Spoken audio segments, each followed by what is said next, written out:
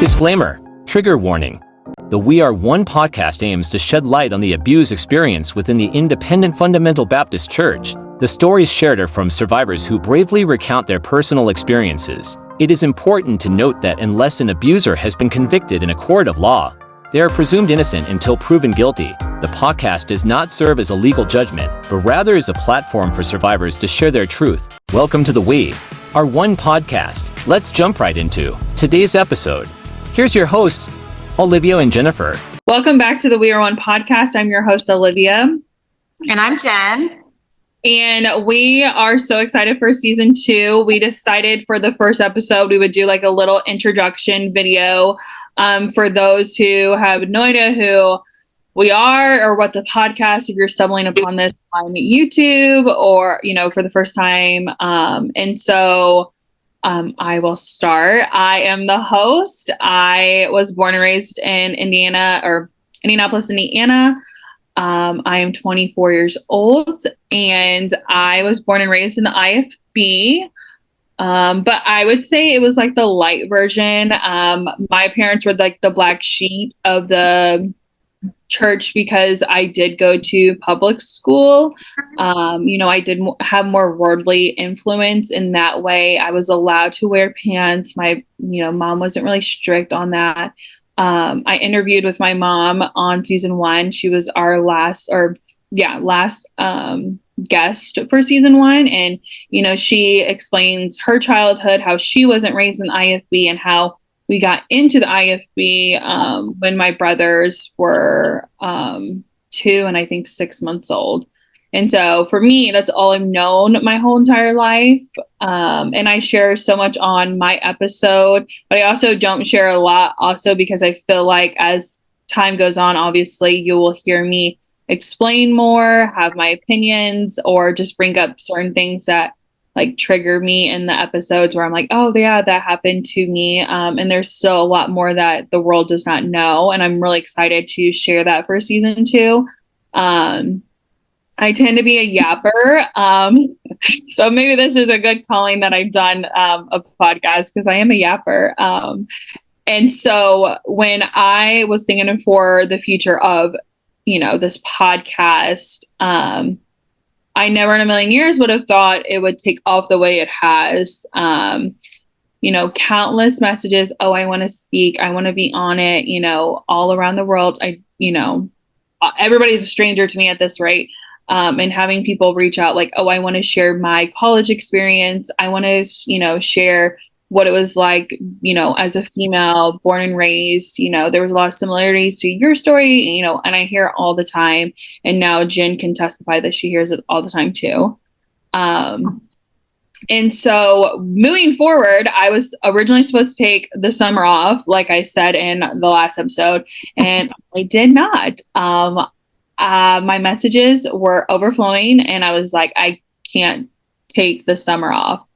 And it was on my heart to have a co-host.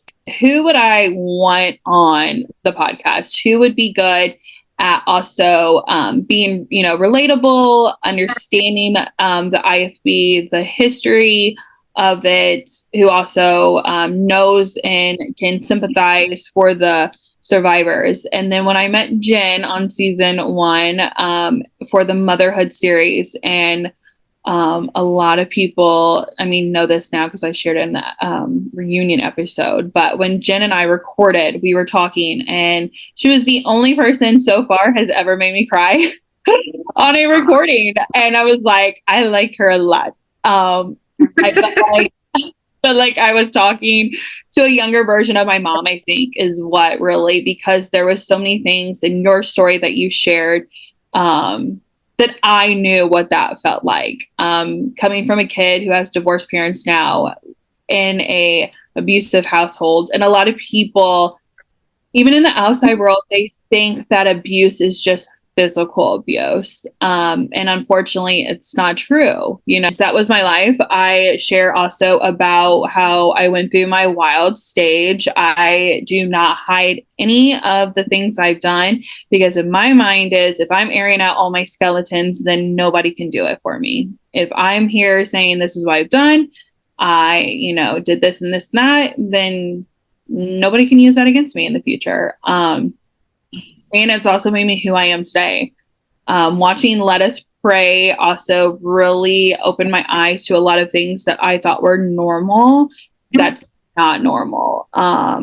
Things that I forgot, like for example, the goldfish thing, that was like, wow, trauma block came undone. And I was like, wow, yeah, we did that. There's just things, that we all can in the IFB say, yeah, that's not normal. And so with the podcast, my vision was for anybody and everybody who has a story, whether it was, severe abuse or just the simple standards, just bringing awareness, because a lot of people don't realize what the IFB is. When I say the IFB, people are like, what? Because I think a lot of people just look at cults like Mormonism or like the extreme, drinking the Kool-Aid and dying type of cult.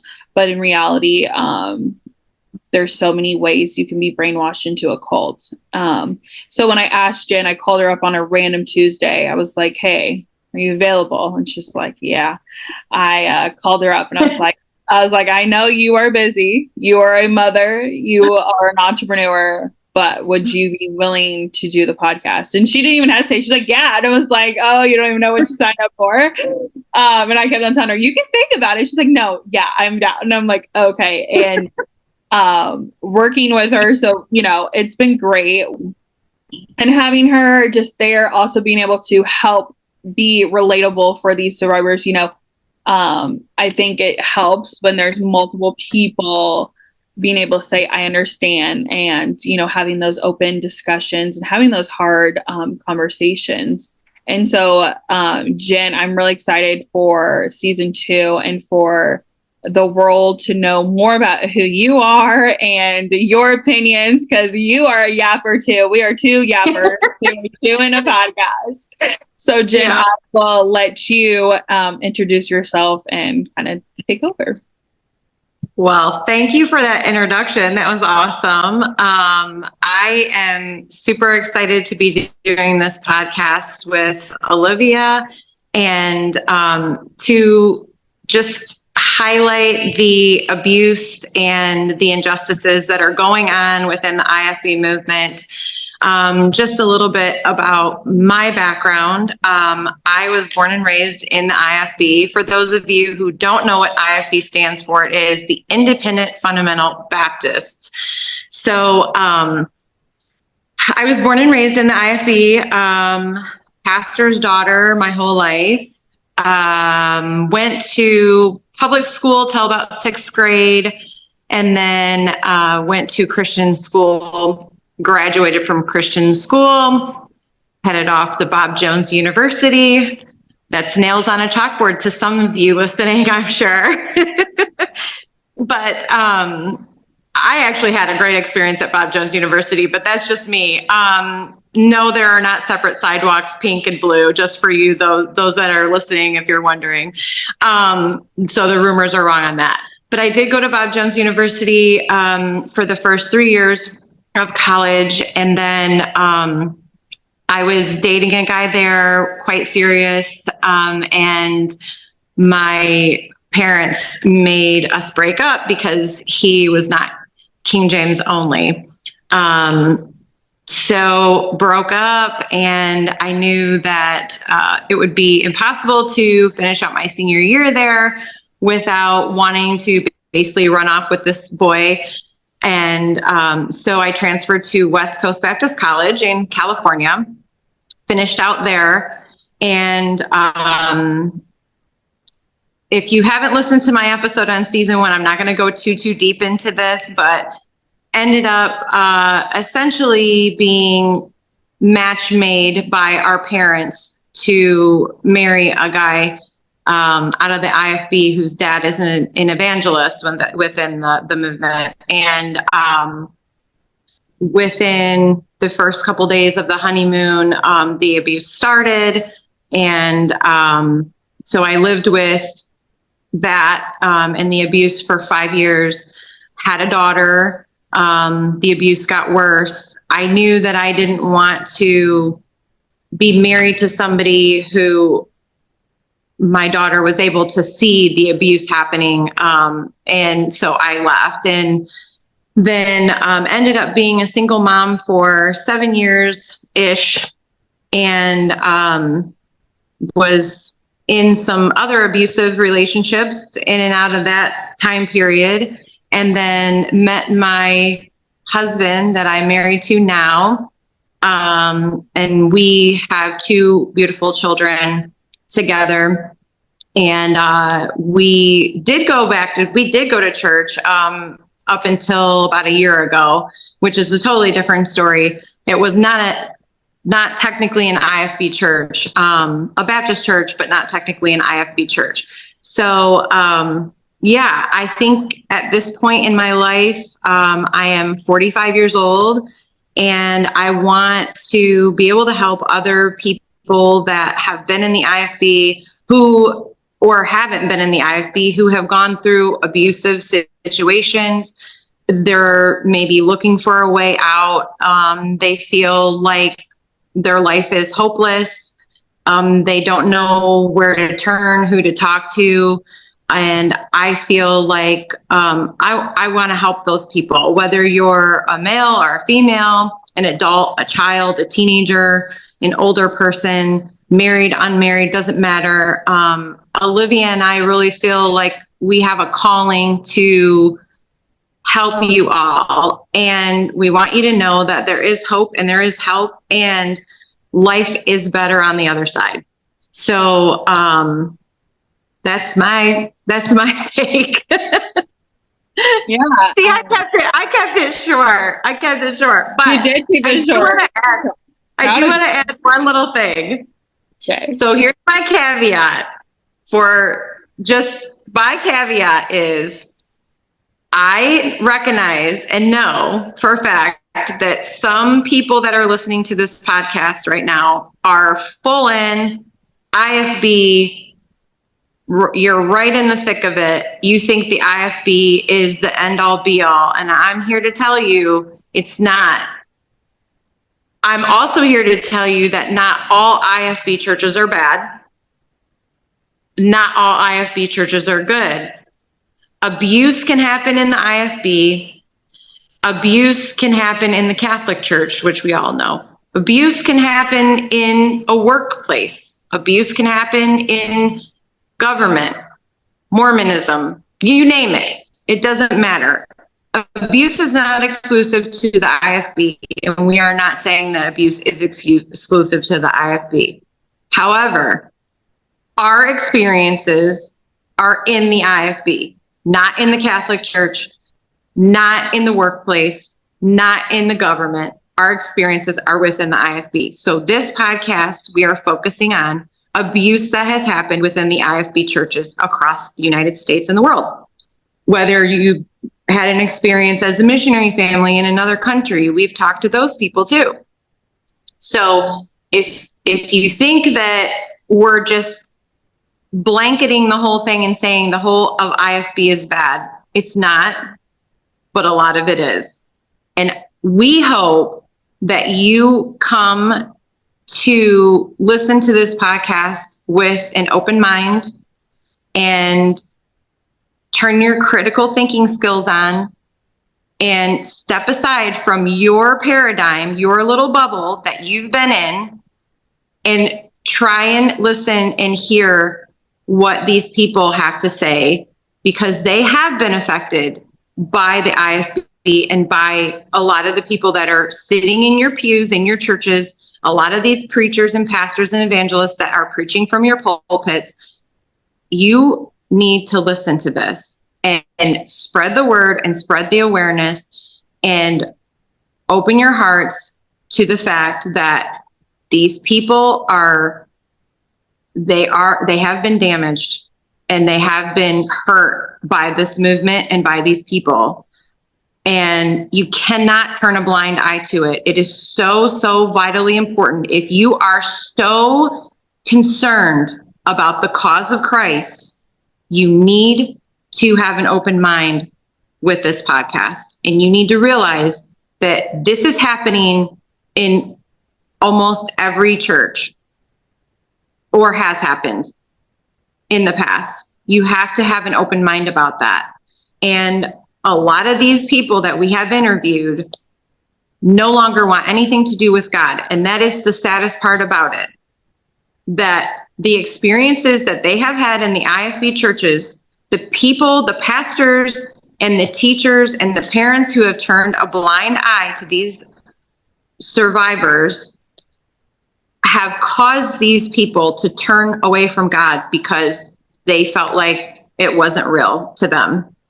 So please take that with a grain of salt and listen with an open mind. That's all that we ask.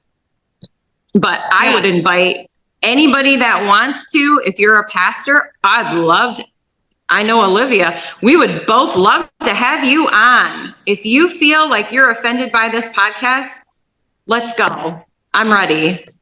Yeah. Anyway, I am so glad that you touched base on that because I want to too. I have had so many comments. I am one to have thick skin to a certain extent because I am human, but I've had people I don't even know. I've had to be like, who is this? To my mother or somebody else. And they're like, oh, blah, blah. And just attack. Like literally psychotic, attack mode. And I usually giggle because I'm just like, they don't know me. So they're not getting my energy. And, that saying, no reaction is the best reaction. And I never want to hurt our testimony for podcasts, but we are also human. And so if you think you're going to troll us, think again. You just need to keep on scrolling. Or if you would like, you can come on here and try to have the open discussion with us. Jen and I are more than happy to have the open discussion. Unfortunately, with the IFB, and I think everybody, even if you are a part of it, you know that they are very stuck in their own ways, and debating is not really what you do. It's just, you don't question authority, you don't do that, whatever. And so therefore you can't have that open thinking. And I am here to say that, yes, you are more than happy, welcome to have open thinking on here and having those tough conversations. And also for, like I say, for them to prove their ignorance once again. Ignorance speaks louder than anything. And people who just jump to the conclusion that it is strictly anti so-and-so's church or whatever, it's far from the truth. I have been told that I am completely anti my former church. And really at this rate in my life and where I'm at now with the podcast, yes, I am anti it because of everything I know and everything that's transpired, and more as I find out. 100% I'm anti it. But I think people from my former church, and probably even from people who will be on here, people that will hear guests come on and they're like, oh, well, I went to that church and she's just bashing it, or he's bashing this and he, blah, blah, blah. Because I've heard that before too. They don't really consider what actually we're talking about, what we're going through. They just think we're bashing it. And in some way we are bashing it because it's not biblical. This is not biblical. These are man-made standards. So yes, we are bashing it, but we're not bashing it in the way that a lot of people assume. I had some lady literally comment the craziest thing to me yesterday, and before I could even reply, she had wrote that this was just a gossip group started with Satan and all this stuff. And they played the Bible game of, if you have a problem, go to this person or take it to the altar. I've heard that my whole entire life. And the thing is within the IFB is, even if you go and take it with that person, they don't take accountability. They brainwash you, manipulate you, and make you feel like you are the issue. They don't ever take accountability. It's very rare that I have heard so far in this podcast, journey, that somebody's taken accountability. There's been a few people oh, my parents took accountability, blah, blah, blah, but staff members, pastors, deacons, wives, deacons, trustees, all that, they don't take accountability because in their mind, what they're doing is right. And therefore we're the crazy ones. We're the ones who are in the wrong. In reality, they're not capable mentally to have an open concept, the free thinking, oh, maybe this is wrong type of thing. And so I'm glad that you touched base on that, Jen, because I never want the podcast to seem like it's strictly like we're on here bashing. Oh, also I got told that I was bashing Baptists. There's so many different Baptists. I've had a Southern Baptist pastor on here, Pastor James, great guy.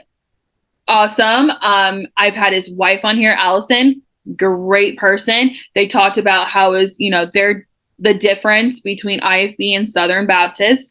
I've had other people who just say that they are independent Baptists. And also, I want to say this too. There is a difference between independent Baptists and independent fundamental Baptists. So I will say this, I am fully well aware that my former church, if you look up my former church, they took the fundamental part out. Okay. It is nowhere in it. They took that out. It's funny to me that they took it out. But what they don't realize is that sermon clips, when you post online, they're there forever. And so next time that a staff member tells me or talks about me saying that, oh, my blah, blah, blah has never said we were the independent fundamental Baptist. We're independent Baptists, yeah, but we're not the fundamental.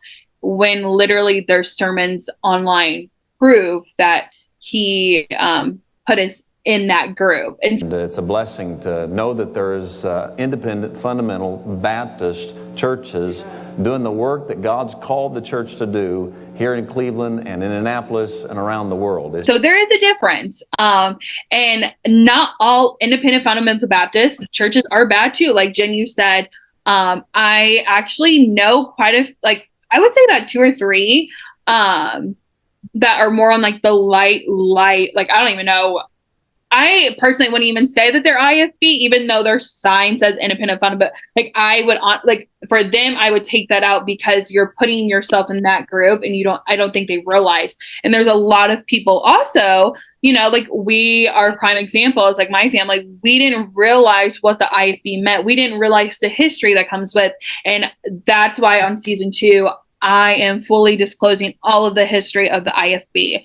So then anybody who is not aware that they are a part of this, they can take the blinders off, realize, wait, that's what it means to be independent fundamental Baptist. That ties back to this and this and that, and takes a deep look and say, maybe I don't want to be a part of that. Then if that's what our podcast can do for people, I'm 100% on board with that. And some people are proud to be an IFB. You have those crazy people who truly believe in those theology and that this is biblical. And even though I will never understand it, I will never understand that. I will never understand how people really truly believe like that is God.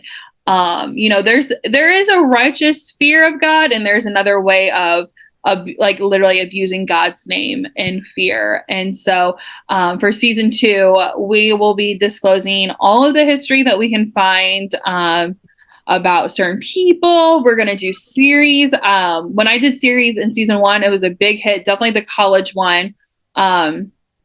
I had like over 50 people reach out within the first day, and I was like, how? I can't do 50 people in a month. Like literally there's no possible way. And so I'm excited. We are going to bring that back in March for March Madness, College Madness series. That was a huge hit, and talk more about these campuses and their rules and standards. And yes, some of them have, changed a lot. I just saw actually the other day where PCC was letting women wear pants now. And that was shocking to me. They do at Bob Jones now too. A lot's changed. So, yes. Yeah. But it's also to bring awareness that most of the fundamental IFB colleges have changed. They've actually gotten worse and more strict. And so I'm excited to, for us to kick off that series. But Jen and I have done a lot of research over also for the ranches and homes that, you know, girls and guys get sent to and within the IFB. And, you know, unfortunately, you know, this is something that Jen and I have stumbled upon when researching, that technically there is really no law that protects the survivors. There's been a few bills that have passed, but there's really nothing out there to protect these boys and girls. And it's really sad. And so I know for season 2, we will be disclosing a lot of that and explaining certain people within the groups. We want to help other survivors of other groups. And so Jen and I for sure have recorded with those people. Jen, do you want to drop some names of the famous IFBers that we'll be bringing awareness about in season 2? A little bit of spoilers to it. Let's see, we got some Hiles people that we'll be interviewing. Quite a few, actually, now that I think of it. I feel like every single person's like, and I went to Hiles because that's what you did. I'm like, oh gosh, the Hiles list is getting longer. Yes, the Hiles list is definitely getting longer. Lester Roloff, for some of you guys who were Lester Roloff fans, you may want to tune in to season 2 because we got some real doozies. So buckle up for that. Yeah, those are the two big ones that we keep hearing over and over again from our survivors. So, yeah. And we also, you know, are also going to cover a little bit about the O'Neills, that whole scandal too. We've talked with some, you know, survivor about that being at the church at that time. And that's a big name. There will be a lot of trigger warnings, I guess, if we should say. And we will be keen to that. There will be a lot of trigger warnings. And I will say not suitable for children. No, absolutely not. Like season 1, I mean, like I personally interviewed with, you know, they're fantastic. They're so brave. I love every single one of them on season 1. But like I told my best friend, like if you think season 1 was crazy, season 2 has taken a turn of craziness just because of what these survivors have went through.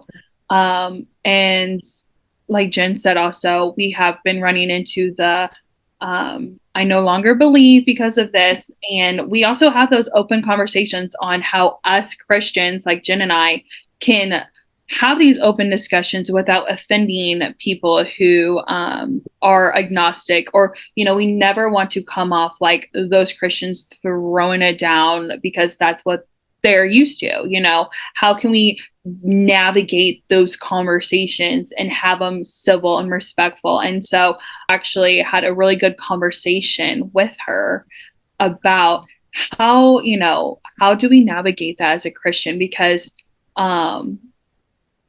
you know, in the Bible, it says, if you deny me in here, then I will deny you. And so I never, ever, as a Christian, ever want to deny my faith. And so, and I know, Jen, you feel the same way. And we are very passionate about that. And we are also very passionate about helping others get back into a church setting or with God. You don't have to go to church to be a good Christian. I am tired of hearing that. I remember, again, going to a non-denomination. I love where I go. I don't go every Sunday, and that's okay, you know?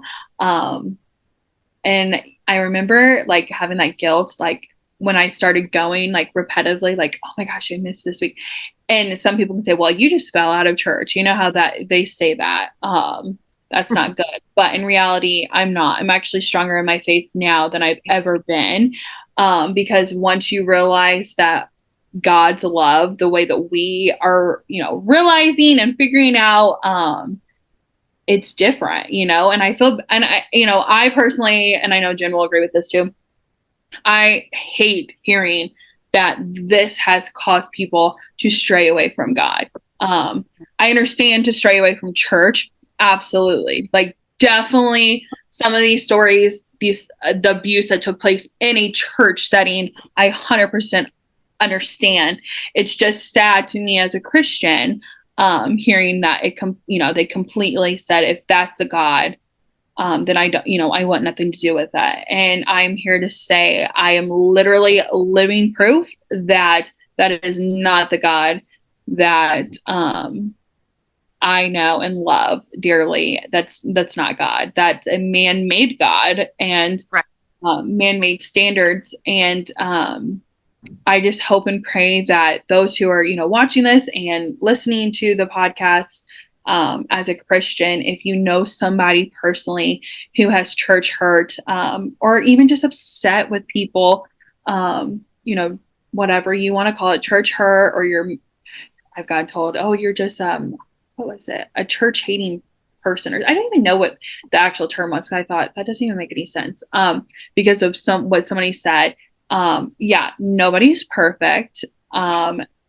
Your church will make mistakes, 100%. I know for a fact that my non-denomination church has probably made thousands and thousands of mistakes. That's not what we're saying. Like, we're not on this podcast to say that we believe that the church has to be perfect. Absolutely not. But also, I know in the Bible, it says that whatever happens in the dark will come to light. And that is the really vision of this podcast. And like I've realized doing this podcast for, what was it, 8 or 9 months, you really truly never know what somebody's going through. Thinking I know really that our vision for this podcast is to help people feel less alone, bring awareness to the abuse. And I pray and hope that if whoever comes on this podcast, and that already has been on the podcast, people take accountability. If you are watching this and the guest, I can guarantee you, if you take accountability, 90% of the people would accept that. And it's really sad. Really, really pumped for season 2. I can't believe that we are going to be on YouTube. I don't know how I feel about my face still. Oh, you're beautiful. Stop. I'm like, oh God, literally, Jen, watching back our recording, I was hiding my nails. I was touching my hair. I was like, it's all good. I was like, I need to get better about being on camera now. Yeah, I am just really excited. And I know for a fact that we both have a calling for this. I know for a fact I'm doing the right thing. Jen, do you have anything else for this episode, or you want to say for our viewers? Well, I think before we wrap up, I do want to let everyone know that, of course, you can message us through our social media at We Are One Podcast on Instagram and Facebook. But we also have an email that you can email us if you want to send us more details or more of a private message or whatever. And you can email us at ifbsurvivors@gmail.com.